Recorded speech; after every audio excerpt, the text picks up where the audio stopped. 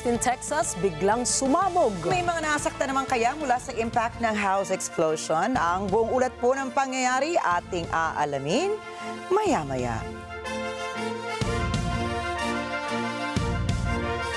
Magandang gabi. Ako po si Ricky Matay. Ako si Nina Richie Alago Flores. Ito ang mata ng Agila International. Para naman sa mga headlines ngayong araw ng Martes. Philippine envoy idinulog ang agresyon ng China sa West Philippine Sea sa isinagawang Code of Conduct meeting sa Manila. Armed Forces of the Philippines nakarecover ng drone na gumagamit ng China Telecom SIM card. Cambodia nag-deport ng mga Taiwanese nationals papuntang China. Southern California niyanig ng magnitude 5.2 na lindol. At Blue Origin all-female crew nakabalik na sa Earth.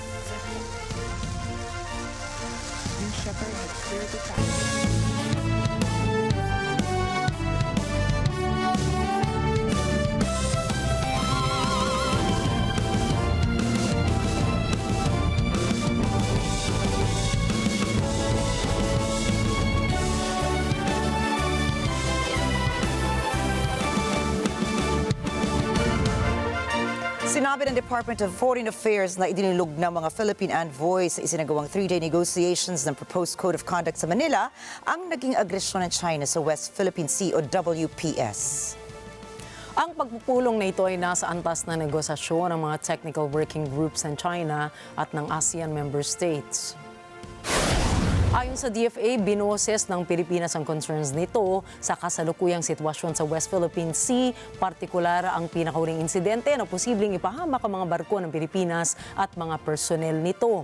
Mariing nanawagan din ang mga Philippine officials na dapat sundin ang umiiral na international laws, katulad na rito ay ang United Nations Convention on the Law of the Sea o UNCLOS at ang 2016 arbitral ruling na ipinagkaloob sa Pilipinas. Inihayag naman ni Foreign Secretary Enrique Manalo ang commitment ng Pilipinas sa isang epektibo at substantibong Code of Conduct. 4 na ASEAN member states, ang Malaysia, Pilipinas, Vietnam at Brunei, ay may sariling territorial claims sa South China Sea. Sa susunod na taon, inaasahan na ang Pilipinas ang susunod na uupo bilang chairman ng ASEAN Bloc. Ikinatuwa naman ni House Speaker Martin Romualdez ang West Philippine Sea label na inilagay ng Google Maps. Anya, ito ay isang geopolitical affirmation sa maritime claims ng Pilipinas. Dagdag pa ni Romualdez, ang desisyon ng Google ay nakabatay sa matagal na posisyon ng Pilipinas alinsunod sa 2016 arbitral ruling na kumikilala sa legal rights ng Pilipinas sa West Philippine Sea sa ilalim ng international law. Binigyan din ng House Speaker na isang makasaysayang pagkilala sa karapatan at soberenya ng Pilipinas at ipinapakita nito sa mata ng mundo na may legal na bantayan o batayan ang pag-aangkin ng gobyerno sa mga pinagtatalunang teritoryo. Inanunsyo ng Malacanang na magiging half-day ang pasok sa lahat ng mga tanggapan ng gobyerno bukas. Alinsunod sa ibinabang Memorandum Circular No. 81, papayagan ang work-from-home arrangement mula alas 8 ng umaga hanggang alas 12 ng tanghali, kasabay ng suspensyon ng pasok sa hapon. Ito ay para mabigyan ng pagkakataon ang mga empleyado na makabiyahe papunta sa mga probinsya nila ngayong long weekend. Sa kabila nito, ang mga naghahatid ng basic at health services, disaster preparedness and response at vital services ay mananatiling nasa karaniwang working arrangement at naghahatid ng kinakailangang serbisyo. Maaari namang magdesisyon ng private companies kung papayagan nila ang work from home o suspension ng operasyon. Paalala po dahil bawal mangampanya mga kandidato para sa 2025 midterm elections ngayong long weekend. Diyan ang paalala ng Commission on Elections o COMELEC. Sinabi ni COMELEC Chairperson George Garcia, alinsunod sa Resolution No. 10999, lahat ng uri ng election campaigning o partisan political activities ay ipinagbabawal sa April 17 at 18.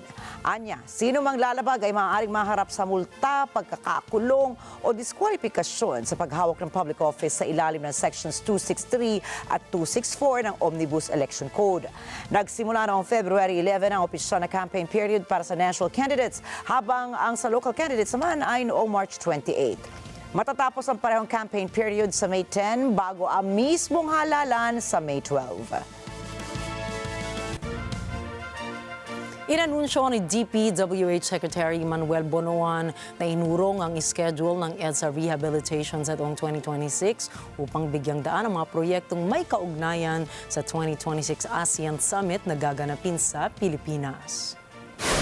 Kaugnay nito ay sasagawa sa May 15 ang pagsasaayos ng kalsada mula Guadalupe Bridge hanggang sa Pasay na magsisilbing taawiran ng mga bisitang dadalo sa summit. Ayon kay Executive Secretary Lucas Bersamin ng Office of the President, 10.5 billion pesos ang hinihingi nilang pondo para sa paghahanda sa ASEAN Summit 2026. Katuwang sa proyektong ito ang Department of Transportation at Metropolitan Manila Development Authority. Inaasahang sisimula ng major rehabilitation sa pagtatapos ng 2026 o sa urang bahagi ng 2027. Dumating na po sa Pilipinas ang Navy Marine Expeditionary Ship Interdiction System o Nemesis ng Estados Unidos. Ito po ang kinumpirma mismo ni Balikatan spokesperson Brigadier General Michael Logico sa isang press conference. Subalit, hindi niya muna binanggit kung nasaan ang eksaktong lokasyon ng US Nemesis sa bansa. Gayunman ay tiniyak ni Logico na gagamitin ang military asset na ito sa balikatan exercises. Nemesis, I will confirm that it's already in country. I will not say where, but it is going to participate. It's going to be part of the exercises. Dati nang sinabi ni US Defense Secretary Pete Hegseth na ang deployment ng Nemesis sa bansa ay bahagi ng kasunduan ng Estados Unidos at Pilipinas na palakasin ang deterrence sa Indo-Pacific. Samantala, sinabi ni Logico na sisimulan na ang taunang balikatan exercises sa April 21. Nasa 14,000 sundalo ang lalahok sa naturang military drills. 5,000 mula sa Pilipinas at 9,000 ang galing sa Estados Unidos, habang 200 sundalo naman ang mula sa Australian Defense Force. Magiging observer naman sa taunang military drills ang ilang mga bansa. Inaasahan na rin ni Logico na maglalabas ng negatibong reaksyon ng China, lalo na at isasagawa ang balikatan exercises sa mga lugar na malapit sa West Philippine Sea at maging sa Northern Luzon. Paliwanag na opisyal, may karapatan ang isang bansa na palakasin ang depensa nito. I've always been asked that question, whether China has any adverse reaction. And of course, I will always say the same thing. When we plan out our exercises, we are agnostic to whatever reactions other countries may have with the exercise. But as I've always said, in all the previous exercises, every country, big or small, has the absolute and inalienable right to defend itself. That means that we also have a right to train for that defense, and with the partners, our treaty allies. So what we are just doing is in consonance with our mutual defense treaty. May 55 to 80% chance na ang tatlong submersible drones na nakuha sa karagatan ng Pilipinas ay dineploy ng China. Ayon kay Navy spokesperson for the West Philippine Sea o WPS Rear Admiral Roy Vincent Trinidad, karamihan sa mga internal components ng mga drone ay gawa sa China. Bukod rito, ang last contact ng isang SIM card ng underwater drone ay galing sa mainland China. Lumabas rin sa inisyal na resulta ng isinagawang forensics sa drones na kumuha ito ng mga impormasyon sa karagatan, kagaya ng salinity at lalim ng dagat, mga bagay na may scientific at commercial use. Hindi rin naman isinasantabi ni Trinidad ang posibilidad na may military implications din na naisagawa mga submersible drones sa Pilipinas. Samantala, itinaboy ng Philippine Coast Guard o PCG ang namataang Chinese research vessel na Zhongshan Da sa karagatang sakop ng Batanes kaninang umaga. Ayon kay PCG spokesperson for the West Philippine Sea, Commodore J. Tariela, naglabas ng radio challenge ang mga crew ng PCG Islander para ipaalala sa mga tauhan ng Chinese ship na wala silang karapatan na magsagawa ng marine scientific research sa loob ng exclusive economic zone ng bansa. Labagaan nila ito sa United Nations Convention on the Law of the Sea o UNCLOS. Gayunman, hindi pinansin at nanatiling walang tugon ang barko sa radio challenge ng PCG. Tumaas po ng 2.7% ang year-on-year cash remittances ng mga overseas Filipino workers or OFWs itong buwan ng Pebrero. Sa datos na inilabas ng Bangko Sentral ng Pilipinas o BSP na itala sa $2.646 billion ang ipinadalang pera ng mga OFW sa kanilang mga pamilya noong February 2024 habang pumalo naman sa $2.716 billion ang pumasok na salapi ng mga OFWs ngayong Pebrero. Mas mababa ito kaysa sa $2.918 billion na cash remittances ng mga OFWs nitong Enero. Subali tumakyat naman ng 2.8% ang year-to-date remittances ng mga OFWs mula sa $5.481 billion noong taong 2024 ay sumampa ang cash transfers ng mga OFW sa $5.633 billion ngayong taon. Ang paglagoan nila ng cash remittances ay nanggaling sa mga ambaga ng mga OFWs na nagtatrabaho sa Estados Unidos, Singapore, Saudi Arabia, Japan, United Kingdom at United Arab Emirates.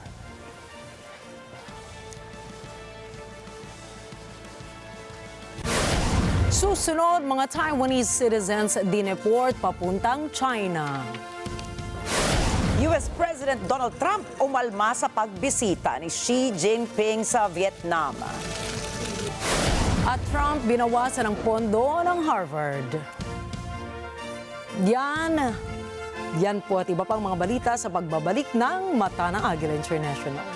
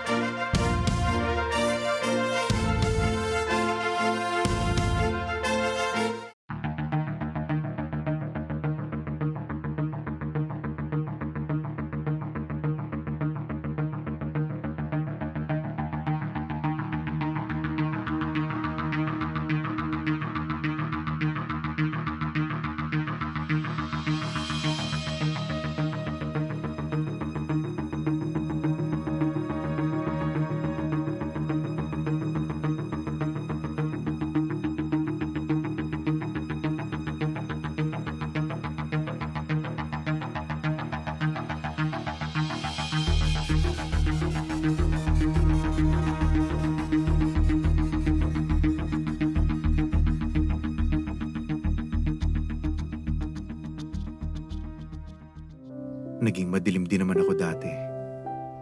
Pero ikaw ang nagbalik ng liwanag sa buhay ko. Lumambot na talaga ang puso nitong si Julian. Nakikiusap ako. Huwag kang mai-inlove sa iba, please. Ano bang sinasabi mo? Pero hindi susuko si Arnold. Akong pipiliin ni Naomi. Wala nang iba. A date with the future. Weeknights 8:30 p.m. Dito lang sa NET25. Let's net together sa NET25. Sa NET25. 25 tanong mula Luzon, Visayas at Mindanao. Tanong ng ordinaryong Pilipino, hindi ng mga eksperto. Isa-isang sasagutin ng mga tatakbo sa Senado, punto por punto. Isang kandidato, 25 tanong ng bayan. A senatorial point of view. Dito sa NET25.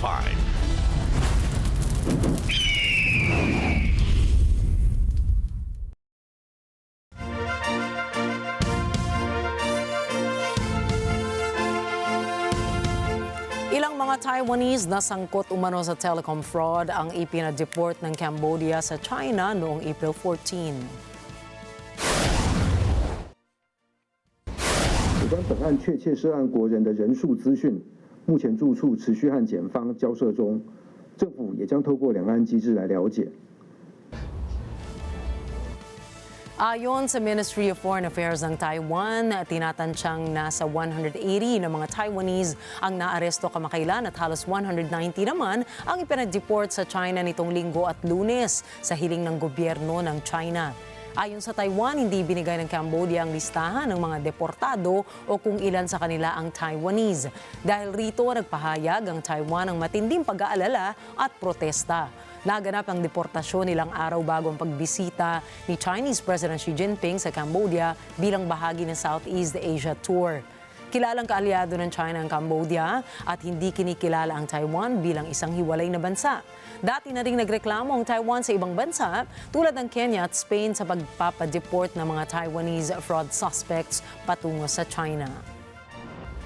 同时，外交部要再次呼吁国人，切勿心存侥幸，赴海外从事包括电信诈骗在内的不法行为，以免触犯当地法律，不仅断送个人前途，也损害国家形象。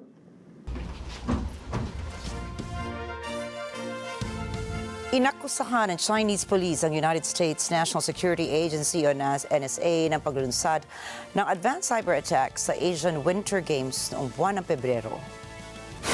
Tinarget umano ng NSA ang mga mahahalagang industriya ng China.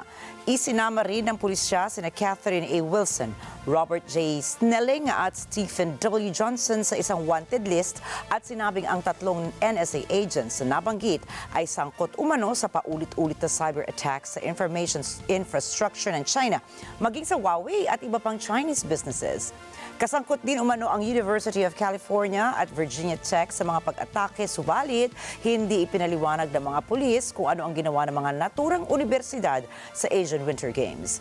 Hindi naman nagbigay ng anumang pahayag ang Embahada ng Estados Unidos sa China patungkol sa patutsadang cyber attack ng Beijing. Natapos na ang two-day trip ni Chinese President Xi Jinping sa Vietnam para sa bilateral talks. Pero para kay US President Donald Trump, ito umano ay meeting para maghanap ng paraan upang siya ay maisahan. Nagbigay pugay si President Xi sa monumento ng yumaong revolutionary leader na si Ho Chi Minh sa kanyang huling araw sa Vietnam. Nagsagawa ang Chinese leader ng Southeast Asian Tour sa mga bansang Malaysia at Cambodia upang ibida ang Beijing bilang alternative partner sa US dahil umalma rin ang mga leaders nito sa bagong taripang ipinataw sa kanilang mga bansa. Iba naman ang naging tingin ng Estados Unidos sa tour na ito ni President Xi. Sa pahayag ni Trump sa White House, ang meeting umano ng dalawang leader ay para atakihin ang Estados Unidos. Now, let me just tell you this. I don't blame China. I don't blame Vietnam. I see their meeting today. Is that wonderful? That's a lovely meeting. The meeting, like trying to figure out how do we screw the United States of America. Nitong Lunes, pumirma ang China-Vietnam sa 45 Cooperation Agreements sa supply chains, AI, joint maritime patrols at railway development projects. Permanenteng kapayapaan, yan ang sinabi ni Russian President Vladimir Putin kay United States Special Envoy Steve Witkoff.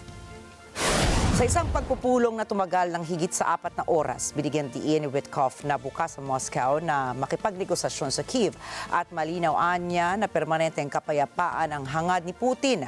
Sinabi naman ng Kremlin na natalakay din sa pagpupulong ang aspeto ng isang Ukrainian settlement, subalit hindi ito naglabas ng iba pang detalye ng nasabing high-level talks. Mahalaga ang pagbisita ni Witkoff sa Russia dahil inaayos umano nito ang petsa kung kailan formal na mag-uusap sina Putin at US President Donald Trump ukol sa Ukraine. Noong Biyernes ay nagpahayag ng pagkainip si Trump dahil sa desisyon ng Russia. Hinikayat dito ang Moscow na itigil na ang digmaan dahil napakaraming tao anya ang namamatay. Libo-libo sa isang linggo sa isang kakilakilabot at walang katuturang digmaan. Namatay ang mahigit 34 katao, kabilang ang 2 bata at 117 naman ang nasugatan mula sa nangyaring Russian missile strike sa lungsod ng Sumy sa Ukraine. 2 ballistic missiles ang bumagsak sa gitna ng lungsod at nag-iwan ng mga bangkay na nakakalat sa paligid. Inilarawan ito ni United States President Donald Trump na isang kakilakilabot na bagay. Inaakusahan naman ni German Chancellor in waiting Friedrich Merz na ito ay pagkumit ng isang war crime. Kinundina ng iba't ibang world leaders na ito ay barbaric, alarming at pagwawalang bahala sa buhay ng tao at international law. Inimbitahan ng Ukrainian President Volodymyr Zelensky si Trump sa kanilang bansa upang makita mismo ang pagkawasak nito dulot ng Russian invasion.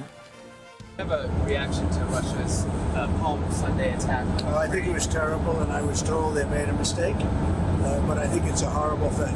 I think the whole war is a horrible thing. I think the war is, for that war to have started, is an abuse of power. This country would have never allowed that war to have started if I were president. You were told they made a mistake. Do you mean it was unintentional? They made a mistake. I believe it was.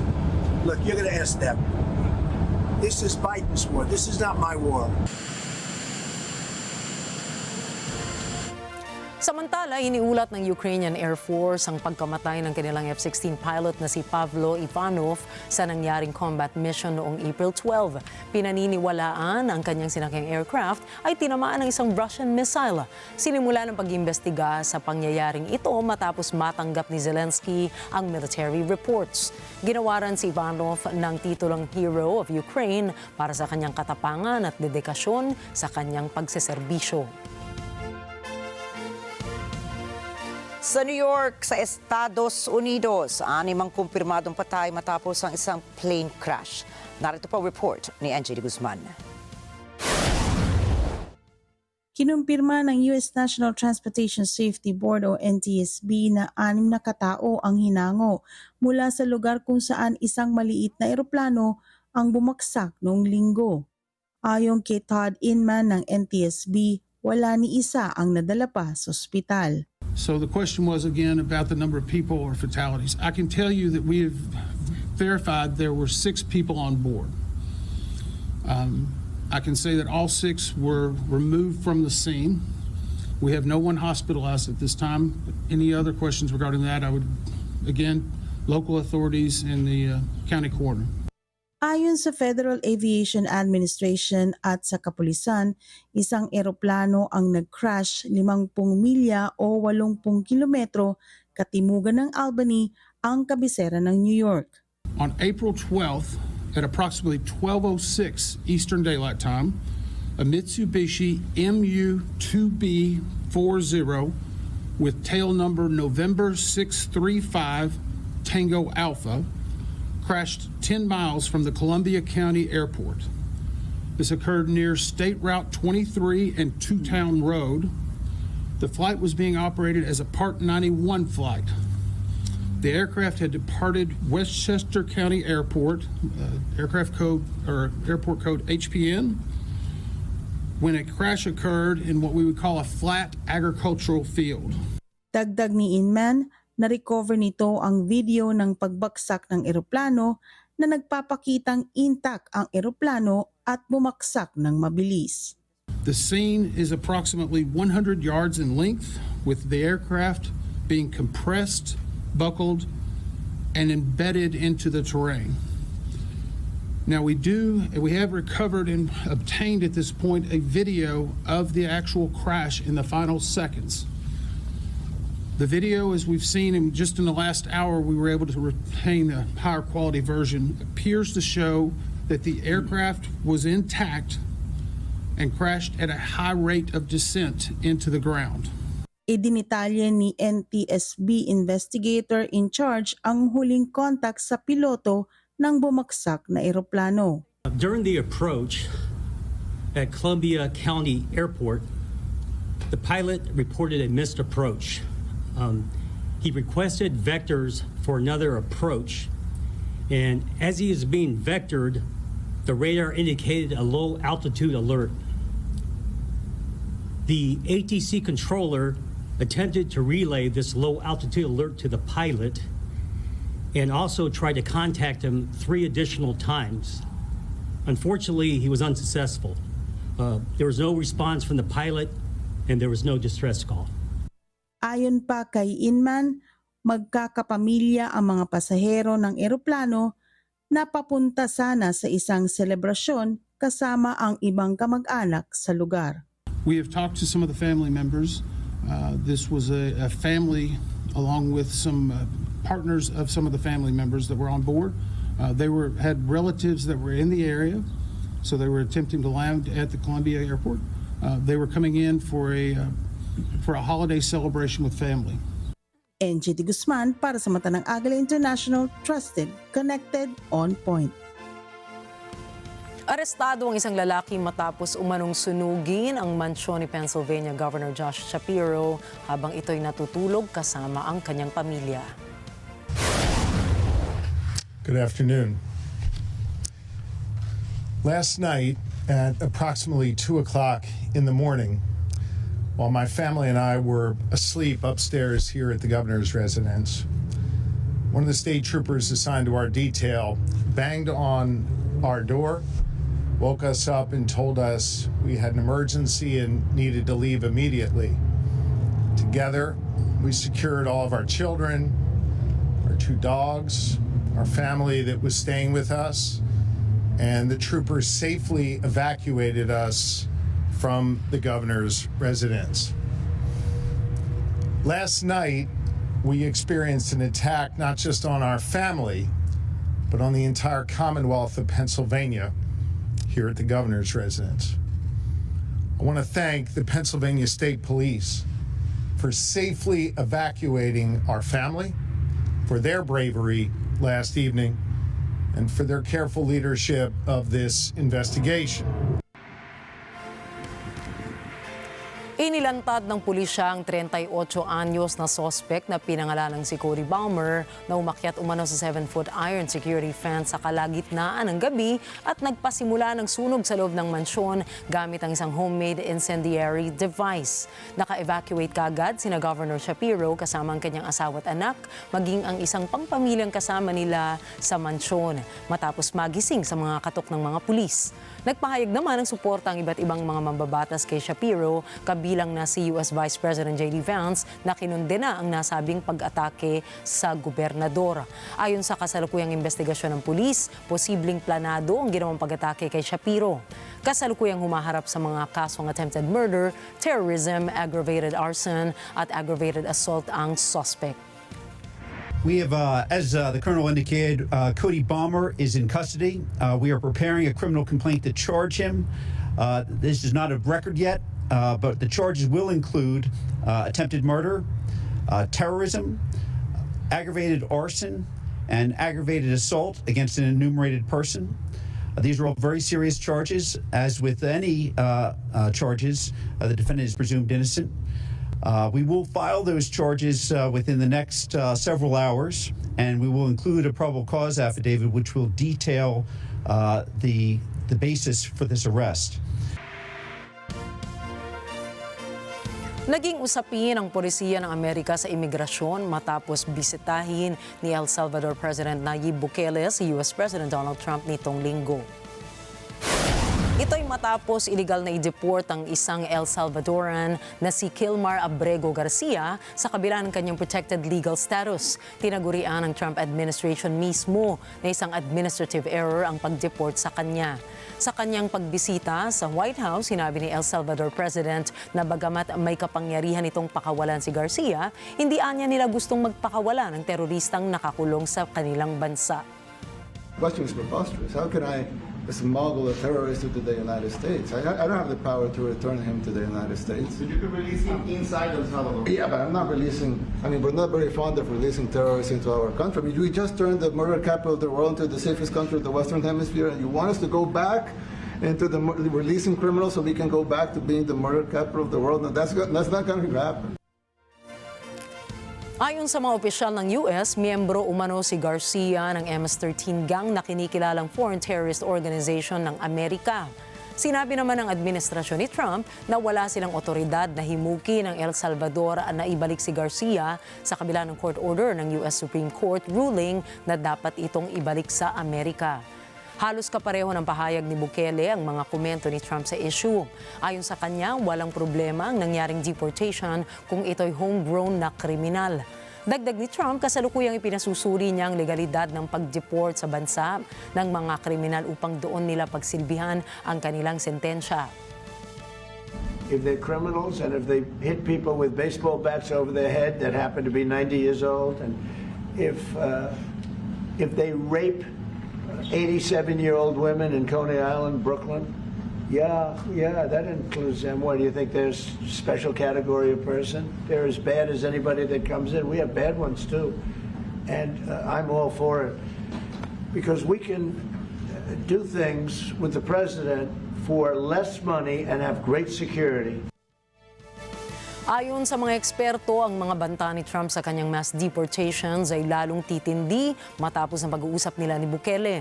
Unti-unti na umanong tinutulungan ng El Salvador si Trump na lumihis sa mga desisyon ng US courts para sa kanyang immigration policies. Naninindigan si Trump na ang kanilang polisiya ay magpapabawas ng krimen sa Amerika sa kabila ng record lows ng violent crime sa bansa. Sa kabila nito, itinuturing ni Bukele na ito'y kinubkob ng mga kriminal at dapat anyang gayahin ng Amerika ang solusyon ng El Salvador kung saan ito'y may pinakamatataas na incarceration rate sa buong mundo. Tinanggal na po ng federal funding ang halagang $2.3 billion ng U.S. Education Department ang Harvard University. Ito ay sa kabila ng pro-Palestine na mga kilos protestang isinagawa ng Ivy League schools, kabilang na ang Harvard University. Ayon sa Education Department, anti-Semitic at labag umano ito sa obligasyong karapatang pantao. Dahil dito, nais ang departamentong magkaroon ng mas mahigpit na monitoring sa mga foreign students at ang merit-only admissions sa university. Umalma naman si Harvard University President Alan Garber. Sa isang public letter, sinabi ni Garber na ang demandang Education Department ay hakayaan ang federal government na kontrolin ang harvest community at binabantaan ang universidad.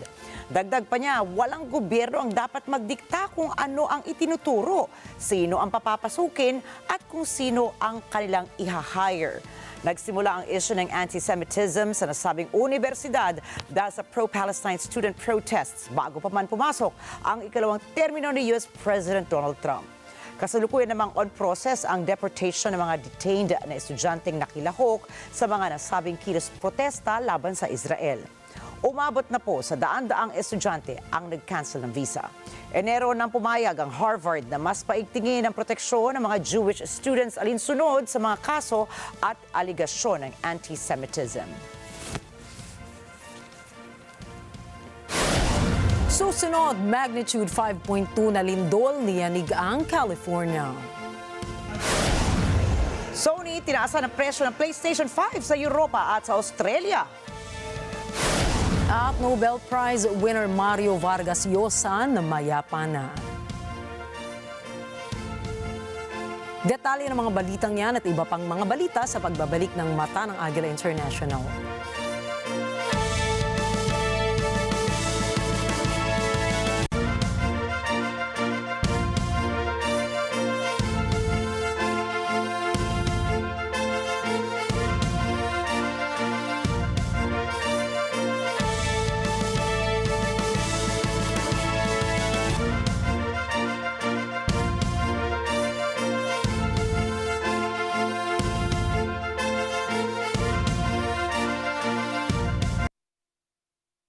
Alam namin ang iyong pagsisikap. Dama namin ang iyong mga sakripisyo. Kita namin ang pagharap mo sa bawat pagsubok. Kaya sa kabila ng mga hamon ng buhay, nandito kami para umalalay. Kasi katulad mo, gusto rin namin ang magandang bukas para sa kanya. Hatid namin ang dekalidad na edukasyon at makabagong pasilidad sa abot kayang halaga. Kaya huwag ka na mangamba. Sasamahan ka namin tuparin ang mga pangarap niya.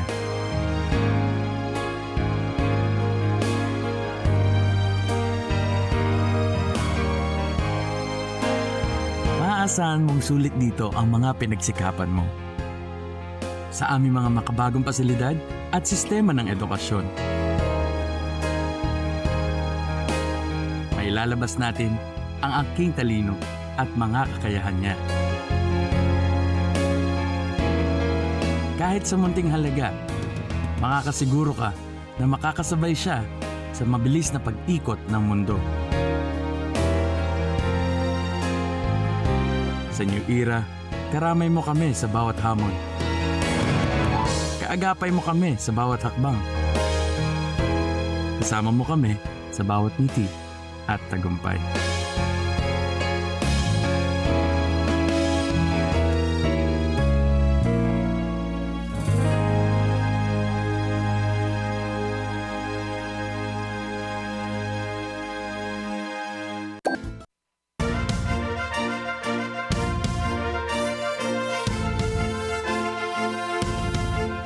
Nagbabalik ang mata ng Agila International at sa pagpapatuloy po ng ating mga balita ngayong gabi. Ginulat ng magnitude 5.2 na lindol ang mga residente sa Southern California, partikular na sa San Diego, nang nauga at nagsipaglaglagan ang kanilang mga gamit sa kanilang mga tirahan dahil sa lindol. Higit sa mga tao ay nagkagulo rin pati mga elepante sa San Diego Zoo Safari Park dahil sa pagyanig ng lupa. Ang mga elepante kasi ay may kakayahang makaramdam ng pagyanig mula sa kanilang mga paa. Samantala, inilikas papalabas ng kanilang mga eskwelahan ang mga estudyante bilang pagsisiguro sa kaligtasan ng mga ito. Makalipas po ng ilang sandali ay huminto rin ang lindol at nagsibalikan ang lahat sa kanilang mga pang-araw-araw na gawain. Ayon sa San Diego County Sheriff's Department, walang napaulat na nasaktan sa insidente. Iniulat naman ni seismologist Lucy Jones na tumama ang lindol sa lalim na 8.3 miles malapit sa Elsinore Fault Zone, isang bahagi ng San Andreas Fault System. Sa Iraq naman, higit sa 1,800 katao ang tinamaan ng respiratory problems dahil sa umiiral na sandstorm sa bansa. Ayon sa mga health officials, nakapagtala ang mga ospital sa Muthanna Province nang hindi bababa sa 700 kaso ng suffocation, higit sa 250 naman ang mga na-ospital sa Najaf Province, habang higit sa 530 pasyente naman sa Dikar at Basra ang nakararanas ng hirap sa paghinga. Pansamantala na ring sinuspinde ang lahat ng mga paliparan at mga kalsada sa bansa dahil sa zero visibility. Ngayong taon, ito na ang pinakamalaking sandstorm na tumama sa Iraq. Patay ang isang lalaki habang sugatan ng 2 iba pa matapos mabagsakan ang mga ito ng pader sa India. Ayon sa lokal na ulat, pinaniniwala ang nagmula sa ginagawang 6 na palapag na gusali ang bumagsak na pader. Sa salaysay ng mga nakasaksi, tumama ang malakas na sandstorm sa lugar kung kaya gumuho at bumagsak ang pader. Naaktuhan lamang na may 3 mga individual na napadaan sa lugar. Kaagad namang nadala sa ospital ang 2. Nakaligtas na nagtamo ng pinsala sa katawan. Ayon sa India Meteorological Department, dahil sa sandstorm, nag-issue sila ng orange alert sa Delhi at pinapayuhan ang lahat ng mga residenteng manatili sa loob ng kanilang mga bahay para na rin sa kanilang kaligtasan. Isang malakas na pagsabog naman ang yumanig sa 12-12 ng bahay sa Austin, Texas. Nasugatan ng 6 katao at 2 sa kanila ay kritikal ang kondisyon. 2 sa rumespondeng bombero rin ang nasugatan mula sa pagsabog. Matapos iligtas at gamutin ang mga nasaktan ay agad-agad silang isinugod sa ospital. Patuloy namang iniimbestigahan ng otoridad ang sanhi ng insidente. Nagdulot ng malawakang pagkasira sa mga beach sa United Arab Emirates ang oil spill na nagpapahirap sa mga turista at nagbibigay ng malubhang pag-aalala sa mga opisyal doon. Noong nakaraang linggo po kasi nag-umpisa ang paglilinis sa mga beach sa Forja, subalit hanggang ngayon patuloy ang pagdating ng mga bagong spills ng krudo na siyang nagpapahirap sa paglilinis at nakababahala na para sa kalusugan ng mga bisita. Ang mga turista ay nagrereklamo na matinding amoy ng krudo na nagdudulot umano ng pagsusuka, sakit sa ulo at pagkahilo. Marami sa kanila ang nag-relocate sa ibang lugar dahil sa kawalan ng aksyon mula sa mga hotel. Ang mga opisyal ay nagbabala ng mga matitinding parusa para sa mga responsable sa pagtapon ng krudo, kasama na ang mga malalaking multa at mga legal na kaso. Ang mga turista ay pinapayuhang maging maingat at mag-report ng anumang kaso ng polusyon sa mga otoridad. Ang mga otoridad ay nagpapatuloy ng paglilinis at pag-iimbestiga sa mga insidente ng pagtapon ng krudo upang maibalik ang kalinisan at kaligayahan sa beach sa UAE. Pinaniniwala ang nagmula ang oil spill sa isang local port na madalas tumanggap ng vessels para sa fuel at motor oils. Pinag-aaralan na rin ng mga eksperto ang long-term implications ng oil spill sa marine ecosystem.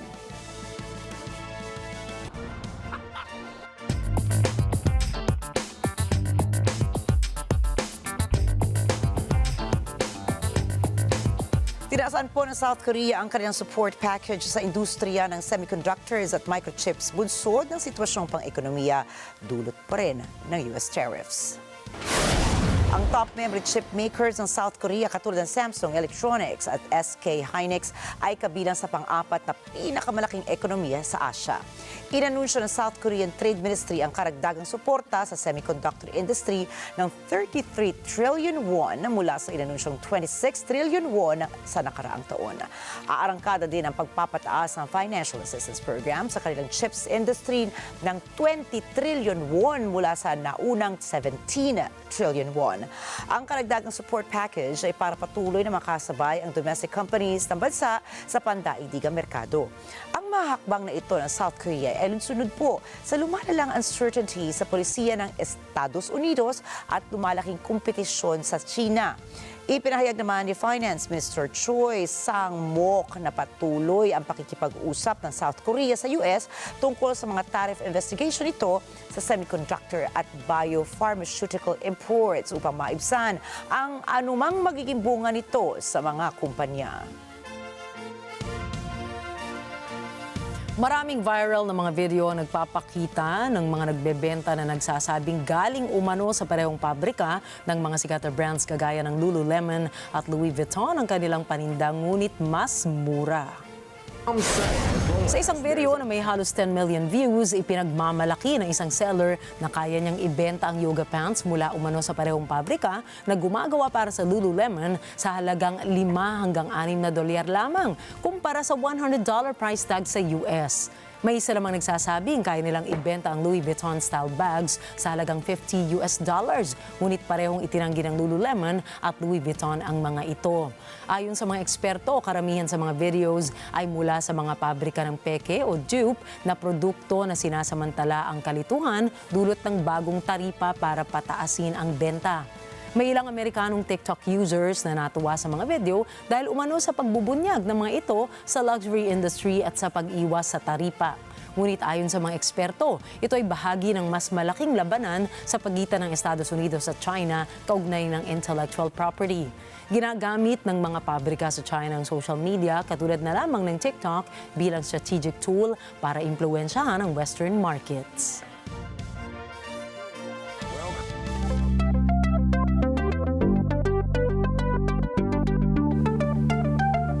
Naging emosyonal ang pagbalik ng Blue Original female crew na kinabilangan ni pop star Katy Perry matapos ang matagumpay na splashdown nito mula sa space.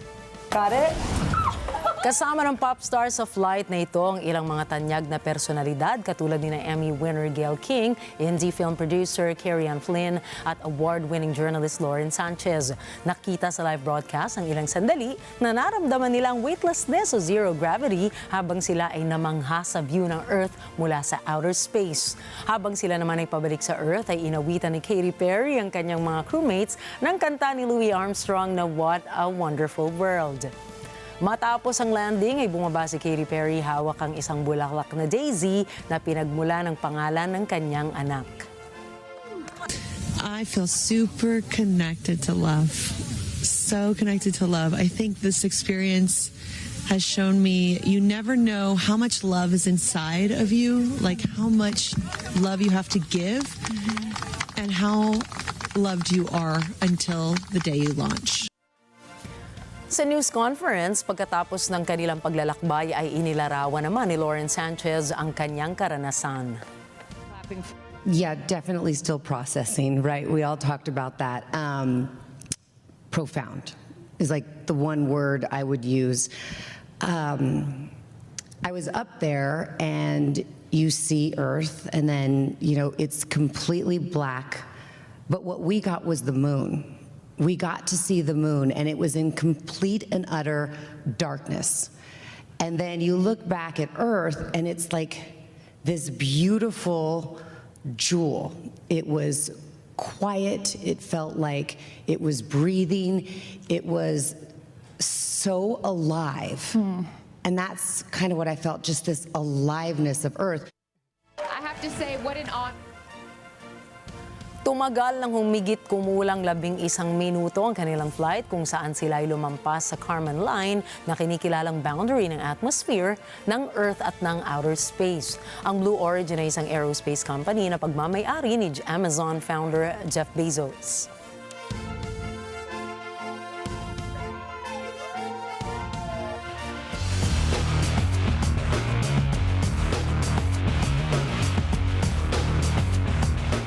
Mahigpit na pong pinaghahandaan ang 2025 postseason tip-off na Sophie Play-in Tournament para sa paglaban ng 7th and 8th seed ng Eastern and Western Conference ng NBA.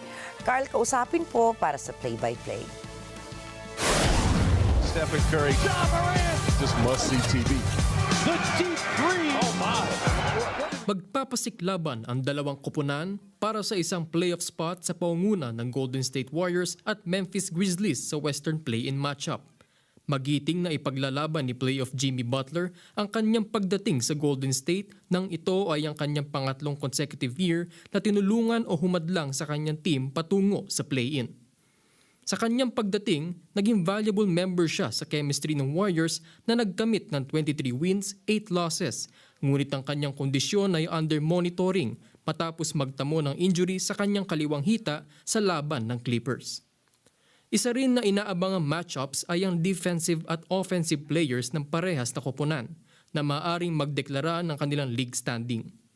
Mula sa pinagbobotohan na Defensive Player of the Year, na pasisiklaban ni na Draymond Green ng Warriors at Jaren Jackson Jr. ng Memphis hanggang sa dominant point guards na sina Ja Morant at Stephen Curry. Magiging matindi ang kanilang laban para sa number 7 seed nang dahil sa iba't ibang sitwasyon na pinagdadaanan ng parehas na koponan. Ang mananalo sa labang ito ay susunod na haharapin ang Houston Rockets o ang Oklahoma City Thunders. Carl kausapin para sa mata ng Agila International. Trusted, connected, on point. I'm just ready. I'm on one.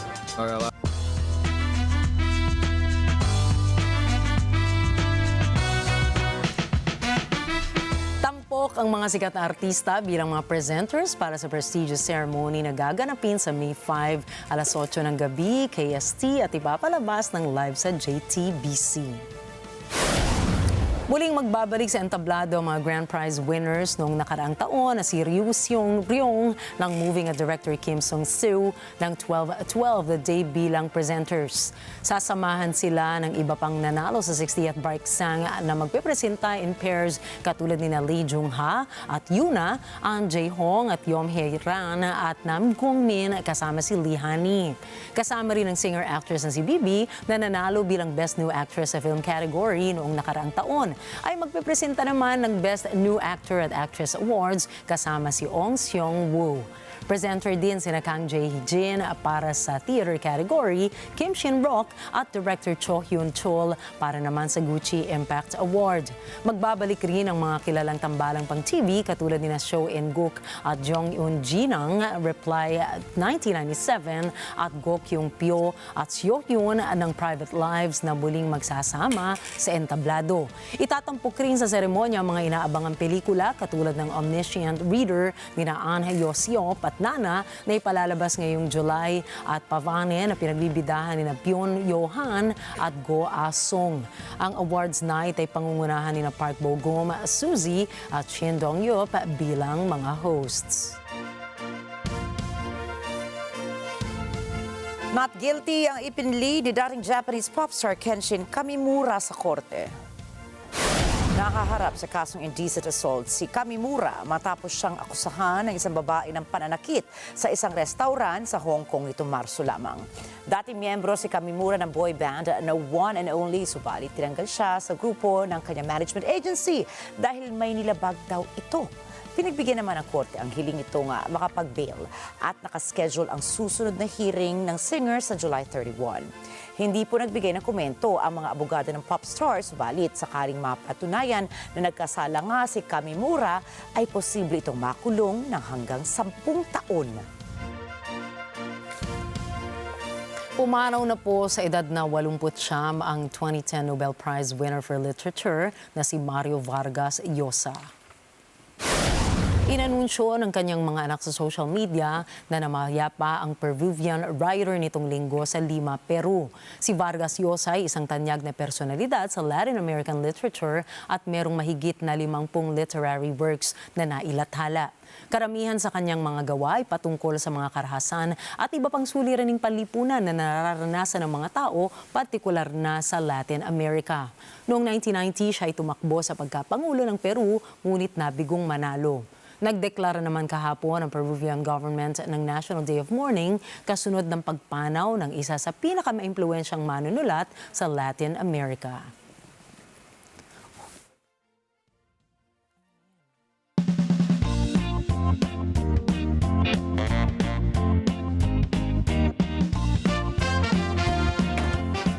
Pusa sa mga bodega ng New York City ay tinuturing ng mga paboritong alaga ng mga residente doon.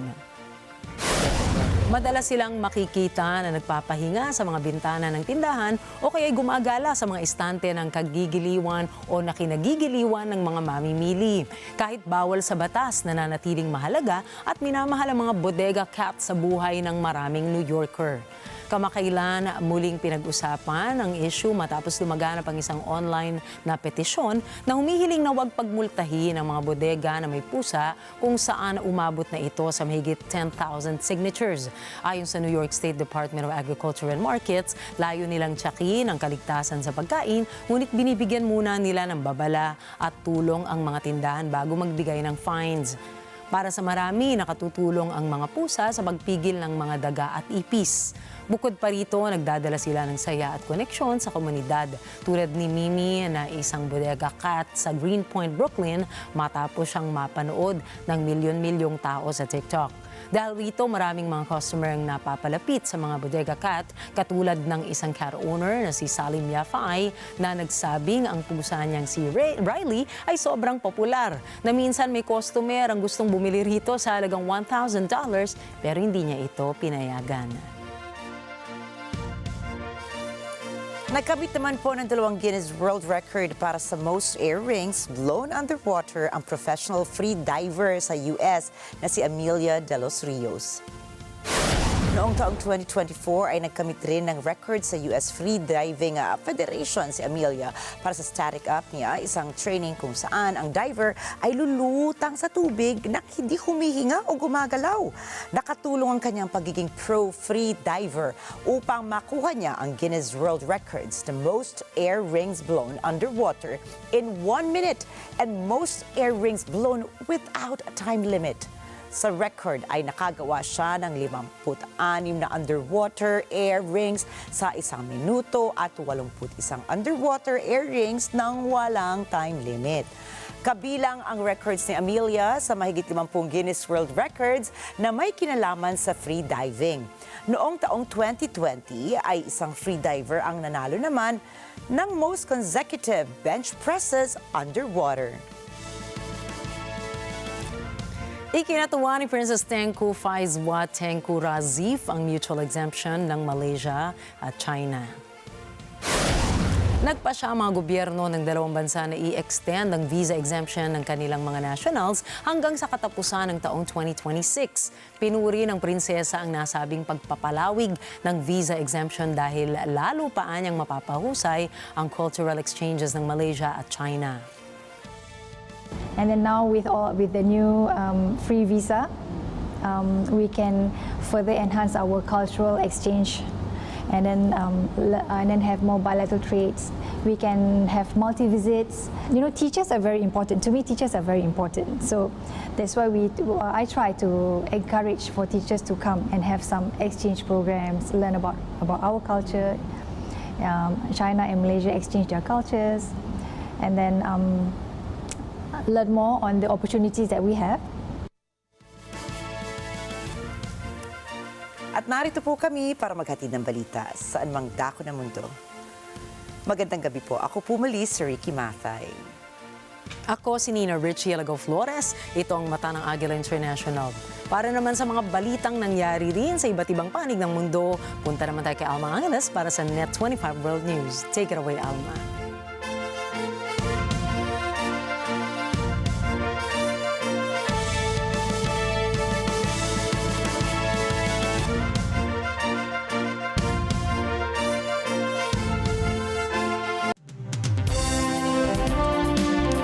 Thank you, Nina and Ricky. Good evening, everyone. I'm Alma Angeles for NET25 World News. On tonight's headlines, a 5.2 magnitude earthquake shook eastern San Diego County near the small town of Julian just after 10 a.m. Monday morning. Take a look. This earthquake was a little longer than the ones I've experienced before. and we felt the whole house start to shake, and we ran into the driveway. I just think it was way more intense, and it lasted a lot longer, and then the aftershocks were very strong also. And the news starts now.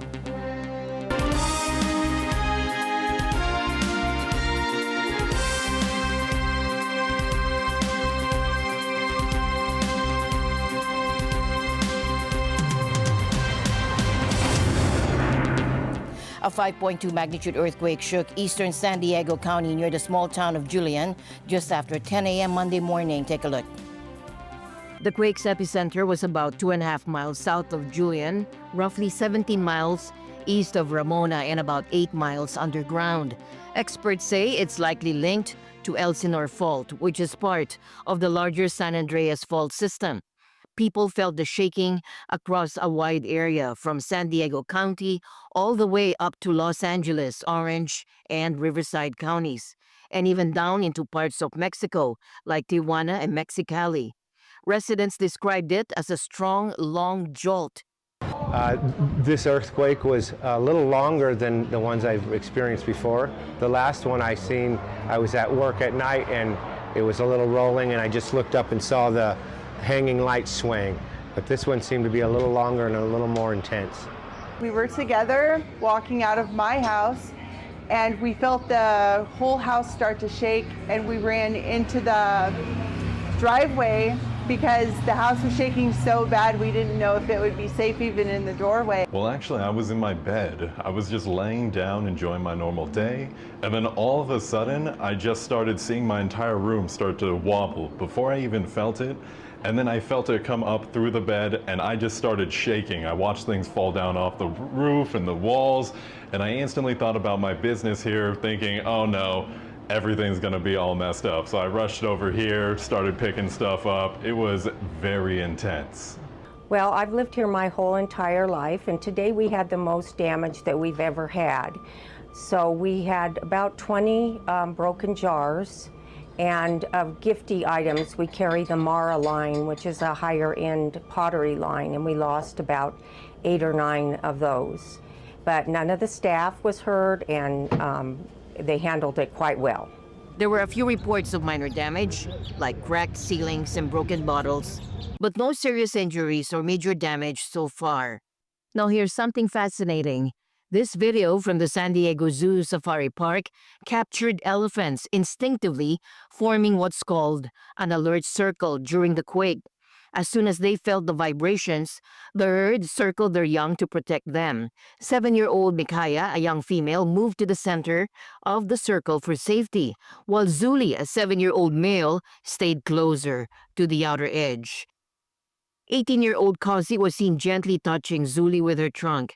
According to zoo staff, this behavior is common among elephants in response to perceived threats, their way of ensuring safety for both their young and the entire herd. The herd returned to normal after about 4 minutes, but stayed close together for a while longer. Meanwhile, aftershocks followed the main quake. At least 7 have been recorded so far. The largest measured 3.9 near Julian and 3.5 near Borrego Springs. Well, I just think it was way more intense, and it lasted a lot longer, and then the aftershocks were very strong also. So compared to ones that I've been in before at different times in my life, I felt like this one was a little bit intense. The National Weather Service confirmed there's no tsunami threat. Some boulders rolled onto State Route 76 during the shaking, briefly blocking traffic, but crews cleared them quickly. Emergency responders, including CAL FIRE and San Diego Sheriff's Office, say they haven't seen any significant injuries or property damage. Seismologists say that given the quake size and depth, serious structural damage is unlikely, except maybe in poorly built buildings. Still, this event is a good reminder that Southern California is an active seismic zone, and it's important to stay prepared. The United States and the Philippines are set to begin large-scale joint military exercises, deploying approximately 9,000 U.S. troops. The drill, known as Balikatan, come as tensions rise with China over its activities in the South China Sea and near Taiwan. Take a look. This year's Balikatan exercises, running from April 21st to May 9th, will involve 5,000 Filipino troops, 200 from the Australian Defense Force, and observers from Japan. Notably, for the first time, countries like Poland and the Czech Republic will also observe. What we're looking at here is really an exercise verging into a full battle test, which means we are now treating the exercise as a rehearsal for our defense. Military officials emphasize the exercises will be more focused, concentrating on maritime and air defense interoperability. We are looking at more or less 14,000 participants on both sides. We have an increase in the number of participants with the Australian Defense Force, the ADF. I think there are around 200, am I right, Doug? 200 participants from the ADF. We are going to have active observers coming from the JSDF, the Japanese Defense Force. This is also the reason why we do these joint exercises, to make sure that all of these not only work as single service operations, but they also work together as part of a joint force. The drills will span strategic locations from Palawan to northern Luzon, areas directly facing the South China Sea and Taiwan. The exercises are seen as a demonstration of deepening defense ties between the U.S. and the Philippines, particularly as confrontations with China escalate in the South China Sea. The U.S. has reaffirmed its ironclad commitment to the Philippines under the Mutual Defense Treaty. During a recent visit, U.S. Defense Secretary Pete Hegseth pledged to deploy advanced capabilities, including the Nemesis anti-ship missile system, already in the Philippines, to help deter what he called Chinese aggression. Nemesis, I will confirm that it's already in country. I will not say where, but it is going to participate. It's going to be part of the exercises. Brigadier General Michael Loico said every country, big or small, has the absolute and inalienable right to defend itself and train for that defense, and with our partners, our treaty allies, unquote. The exercises are expected to further heighten tensions in the region, as China has previously criticized similar drills. On the pretext of honoring bilateral treaties, the United States is meddling in the South China Sea issue, undermining China's territorial sovereignty and maritime rights and interests, and attempting to threaten and coerce China. This approach will simply not work. It needs to be pointed out that the Philippine side has repeatedly made infringements and provocation against China. Outside countries led by the United States have made continued attempts to destabilize the South China Sea through escalating tensions and providing weapons. It fully exposed their true intention of making troubles in the region. To the Philippine side, relying on foreign support to make waves in the South China Sea will backfire, and eventually pawns will easily be abandoned. We urge the Philippine side to give up unrealistic illusions and come back to the right track of dialogue and negotiation at an early date. Meanwhile, tensions remain high as hopes for a swift end to the Ukraine war dim. Russian Foreign Minister Sergei Lavrov has stated that reaching a peace deal with the U.S. is proving difficult, and that Russia will no longer rely on Western economic ties. Take a look. When we speak about eliminating root causes of any conflict, including Ukrainian conflict, this is the only way to resolve the problem and to establish long-lasting peace.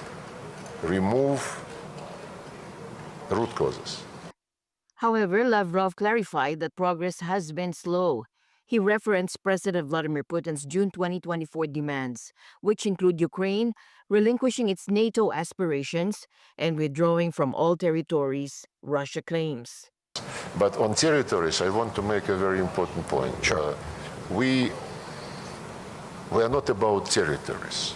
We are about people who live on these lands, whose ancestors lived there for centuries, who founded cities like Odessa, Catherine the Great, who built factories, who built roads, ports, and these people, by twist of history during the Soviet days, became not part of Russia, but part of Ukraine, because this was considered a consolidating factor to neutralize the ultra-radicals living in the western part of Ukraine when it joined the Soviet Union after the war. The people who live there, they are being deprived of all human rights. It's important to remember that Russia currently controls a significant portion of Ukraine, including Crimea and parts of 4 other regions, a territorial claim widely rejected by the international community. Lavrov did express a positive view on some recent political statements that he calls common sense, and also points out the assessment by certain political voices that highlighted NATO expansion as the cause for the war. President Trump was the first and so far, I think, almost the only one among the Western leaders who repeatedly, with conviction, several times stated that it was a huge mistake to pull Ukraine into NATO. And this is one of the root causes which we quoted so many times. Meanwhile, the Kremlin has cautioned against expecting immediate progress. There are no clear outlines of a peace agreement yet, but there is a political will to move towards this agreement. And I repeat once again, we highly appreciate the constructive and meaningful contacts that we have had with U.S. Russia has sharply criticized remarks by Friedrich Merz, the incoming German chancellor, for suggesting that his country could supply Ukraine with advanced long-range Taurus cruise missiles. Merz made the comments during a television interview shortly after a devastating missile attack struck the northeastern Ukrainian city of Sumy.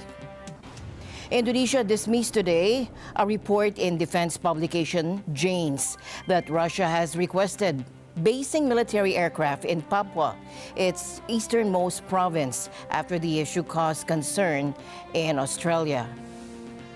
The report is incorrect, according to Frega Wenes, the spokesperson of Indonesia's Defense Ministry. The Australian Broadcasting Corporation said Australian Defense Minister Richard Marles spoke to his Indonesian counterpart, who said there would be no Russian Air Force planes based in Indonesia. Papua is about 1,200 kilometers north of the Australian city of Darwin, where a U.S. Marine Corps rotational force is based for 6 months of the year. And Australian air bases are being upgraded to host visiting U.S. bombers. Earlier, Australian Prime Minister Anthony Albanese said his government has asked Indonesia about the Janes report, as the issue dominated Australia's election campaign today. We are ascertaining, having a look at those reports, as the Foreign Minister and Defence Minister have said. We have a good relationship with our friends in Indonesia, and we're seeking further clarification. We are seeking further information. We obviously do not want to see Russian influence in our region, very clearly. We have a position, which is we stand with Ukraine. We regard Vladimir Putin as an authoritarian leader who has broken international law, who's attacking the sovereignty of the nation of Ukraine. Thanks very much. Janes reported that Jakarta has received an official request from Moscow seeking permission for Russian Aerospace Forces, or VKS aircraft, to be based at a facility in Indonesia's easternmost province of Papua. Russia's Deputy Prime Minister Denis Manturov met Indonesia's President Prabowo Subianto in Jakarta on Tuesday, the President's office said in a statement, and Indonesian Foreign Ministry spokesperson Roy Soimerat said the ministry has not heard of this report. Australia's Foreign Minister Penny Wong said Indonesia is critical for Australian security, and the two countries had struck a defense cooperation agreement last year. El Salvador President Nayib Bukele says he has no plans to return a man mistakenly deported from the United States. Now, this following a meeting at the White House with U.S. President Donald Trump. Bukele suggests that doing so would be like smuggling a terrorist into the country. And Trump says he would like to see his deportations go further. He now wants to send some U.S. citizens who commit violent crimes to Salvadoran prisons. Thomas I. Likeness for more. This is the prison in El Salvador, where wrongfully deported Kilmar Abrego Garcia is being held. The high-security mega lockup houses gang members, many of them dangerous. Critics say human rights abuses are rampant in the prison. The Trump administration admits it goofed when it ordered Garcia's deportation. Garcia had a permit to work in the U.S., where he has lived since 2011. But neither country plans to do anything to get him back to the U.S. Bukele, for his part, says the matter is out of his hands. The question is preposterous. How can I smuggle a terrorist into the United States? I don't have the power to return him to the United States. For now, Garcia remains stranded in that Salvadoran prison.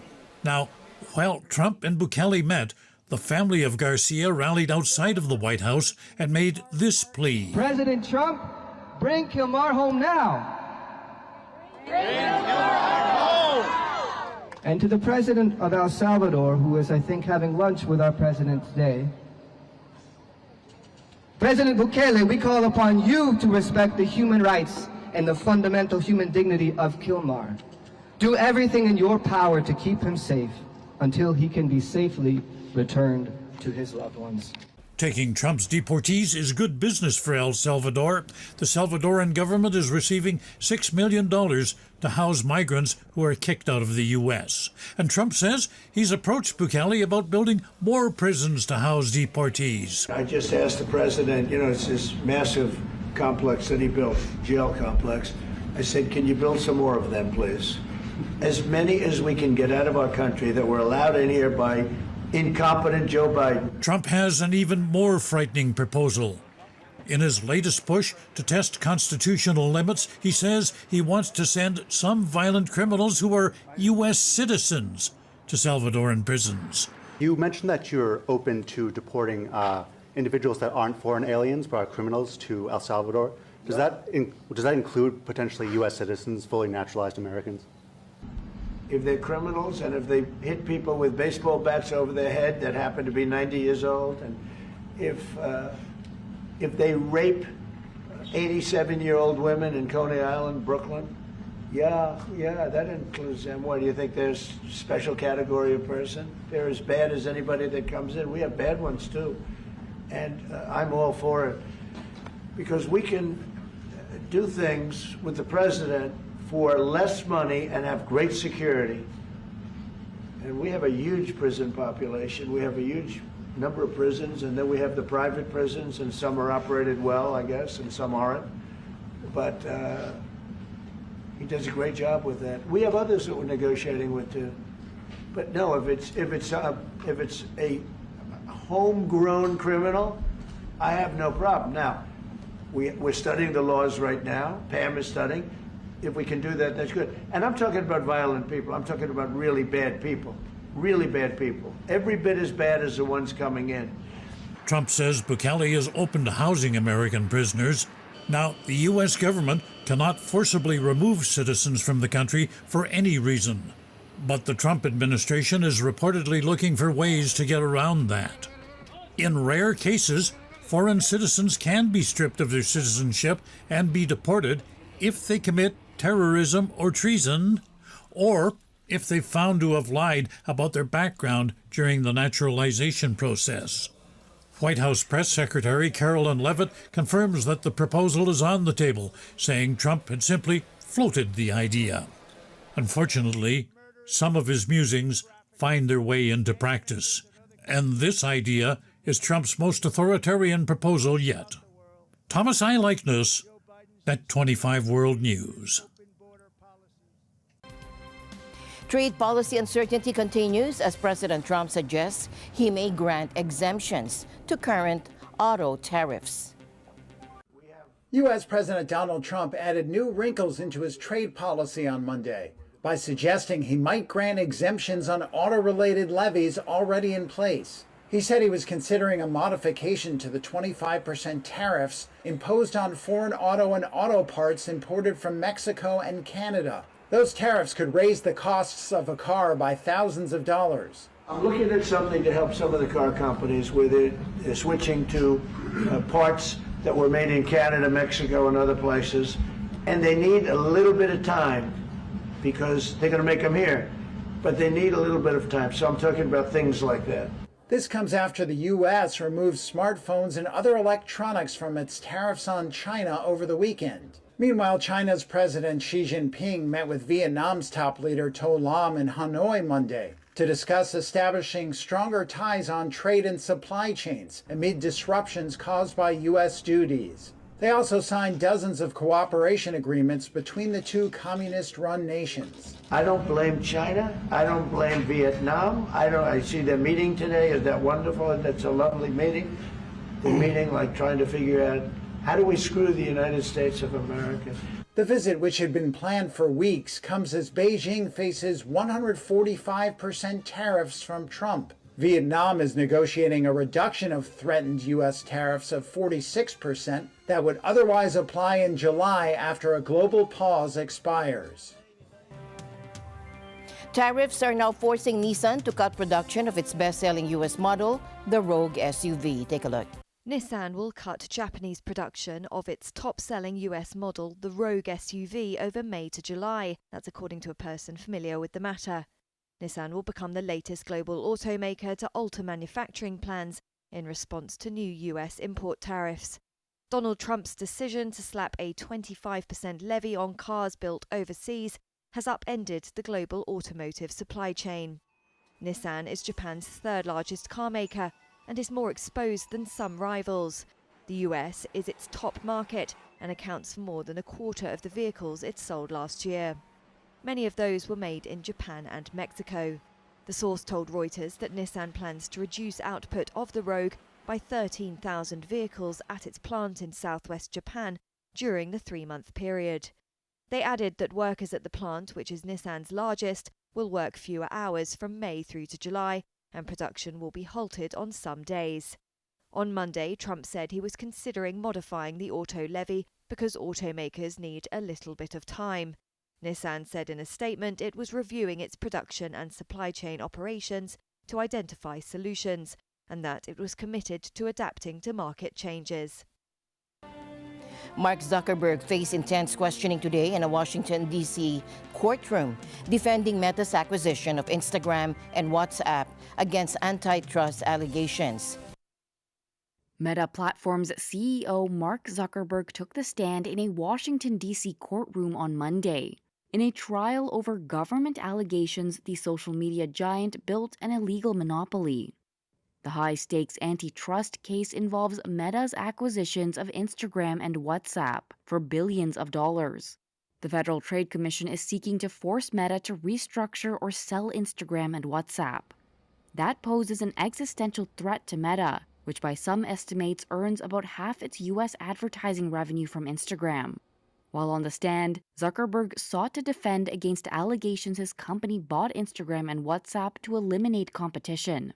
The FTC has pointed to emails in which Zuckerberg proposed acquiring Instagram as a way to neutralize a potential Facebook competitor, and expressed worry that encrypted messaging service WhatsApp could grow into a social network. How users spend time on social media and which services they consider interchangeable will be core to the case. Meta will argue that an increase in traffic to Instagram and Facebook during TikTok's brief shutdown in the U.S. in January shows direct competition. The FTC has argued that platforms where users broadcast content to strangers based on shared interests, such as TikTok, are not interchangeable. The trial, which is expected to stretch into July, is part of a crackdown on big tech, started during Trump's first administration. Amazon, Apple, and Alphabet's Google also face antitrust lawsuits by U.S. antitrust enforcers. Several major tech companies have moved to align more with Trump, such as rolling back diversity initiatives and having executives engage directly with the White House. But that has not resulted in a pullback on the antitrust cases. And the news continues here on NET25. We'll be right back.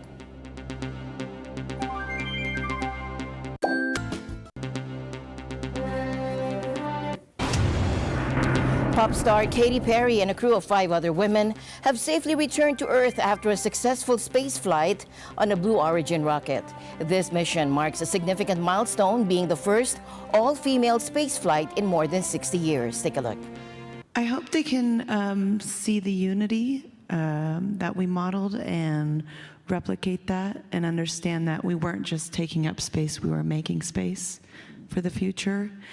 And for me, like Gail said, this wasn't a ride, it wasn't a destination, it was a journey, and it was a supernatural one. Our instructor, Sarah, my new best friend, said, "You are my most success story because I've never trained anyone that was afraid to fly or was a nervous flyer. So I consider you a big success." And I'm so proud of us. I really am proud of me because I never in a gazillion years thought I could do this. And I didn't pick one of my songs because, again, it's not about me. It's about the collective, and it's about the view that we get to see, that we're humbled by. Yeah, definitely still processing, right? We all talked about that. Profound is like the one word I would use. I was up there and you see Earth, and then, you know, it's completely black. But what we got was the moon.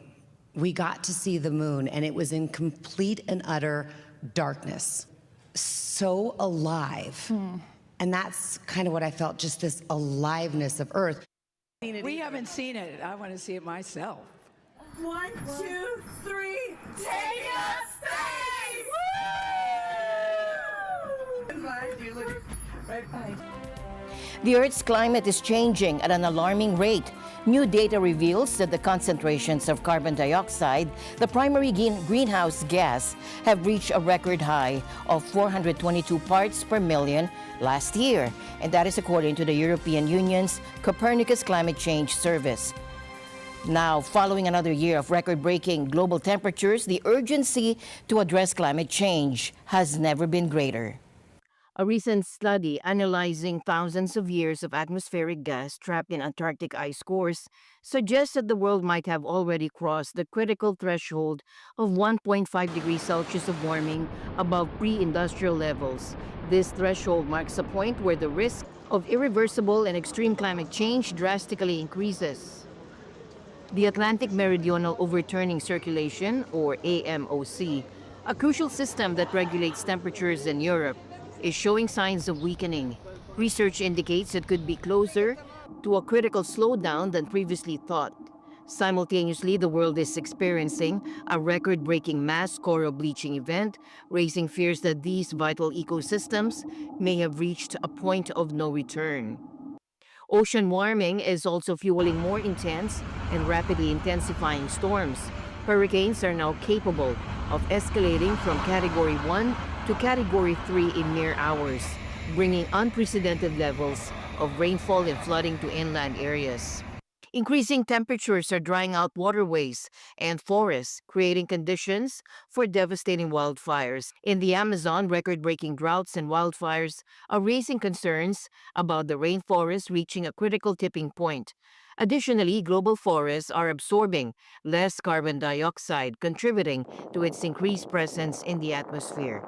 Even volcanic activity may be affected as melting glaciers in Iceland reduce pressure on the Earth's crust, potentially leading to increased magma production and eruptions.